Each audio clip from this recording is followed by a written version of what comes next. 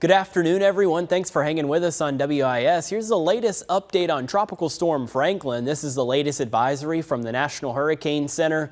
As of 11 o'clock this morning, and a little earlier in the day, it made landfall in the Dominican Republic as a tropical storm. And since it has been over land for a few hours, it has weakened due to no water and moisture being able to support the strength of the storm. Sustained winds around the core of the storm. Still tropical storm status at 40 miles per hour, moving northward at 13 miles per hour. And by the end of the day, it will make its way back over the warm Atlantic waters. And then from there, we watch closely because there's certainly the possibility that we could see some rapid intensification within this tropical storm. Already by the end of Thursday, it could be a strong tropical storm approaching Category 1 hurricane status by the end of Friday. And then once we get into the weekend and it's out over the very warm Atlantic waters, we could even be talking about a Category 2 storm Monday morning.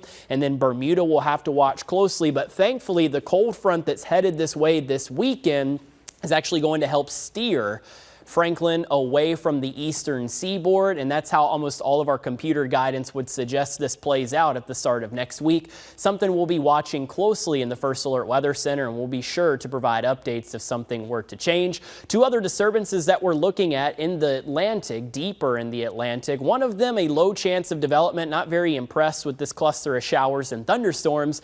And then the remnants of Emily have been able to tap into its environment, and they're starting to strengthen again. So once we see these clusters of thunderstorms move a little farther to the north and northeast, by the end of the week and into the weekend, certainly the possibility we could have Emily's remnants be named again. And they're not going to deem Emily with a second name. As a matter of fact, since it went post-tropical, which means becoming a remnant system, that actually means it gets a new name. And the next name that we have on the list is Idalia, if we were to see that particular disturbance able to strengthen again and become another tropical system. So we'll watch that closely, but thankfully, even if that were to happen, it's likely to stay deep in the Atlantic and far away from the eastern seaboard. Closer to home, we finally got our relief across the Midlands, and we're starting to get rid of the cloud cover from this morning out there.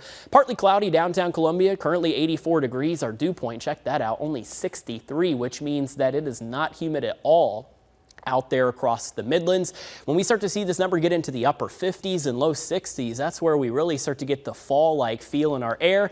Very briefly, but you know what? We'll take it anytime we can get it. Warm across the Midlands still, temperatures in the low and mid 80s, and we will heat up as we head into the end of the afternoon. That's for sure, especially as we continue to get more sunshine into the Midlands. We're getting these thicker clouds to move farther to the south and southwest towards the state line near Georgia, and eventually all of this clearing that's in the northern portions of the state as well as North Carolina, that makes it to us so that we can get some more sunshine back, but with the lower humidity, still very comfortable the latter parts of today. Nice afternoon ahead. Hopefully you can get out and enjoy it. High temperatures make it into the low 90s, and even this evening, if you wanted to get dinner outside, sit on the patio, a great one to do so. Temperatures in the mid and upper 80s, and our feels like temperature non-existent today since we don't have too much humidity out there. Even tomorrow, not so bad. The humidity, you won't really notice it, but once we get into Friday, you'll definitely begin to notice it again because our feels like temperature at that point around 106 degrees. Our air temperature on Friday